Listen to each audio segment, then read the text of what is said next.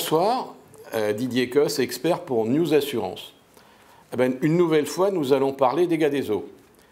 Un assuré se plaint d'avoir déclaré un sinistre il y a environ 2 mois et que son assureur n'a toujours pas réagi.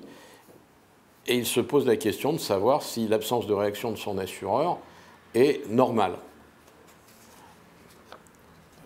La réponse est simple. Tout dépend de la façon dont la déclaration de sinistre a été faite.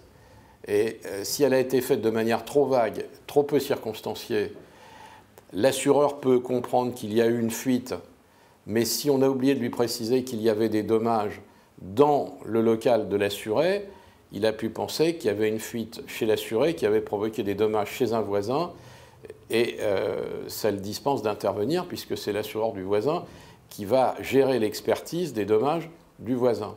Donc le premier conseil que nous pouvons donner à notre ami sinistré, s'il a effectivement un dommage, au niveau de sa déclaration, il faut qu'il le précise clairement et qu'il reprenne contact avec son assureur et surtout qu'il notifie des éléments de réclamation, soit à l'aide d'un devis d'entreprise, soit à l'aide d'une liste chiffrée des biens mobiliers ou des aménagements faits par ses soins qui ont été endommagés, de manière à constituer une réclamation.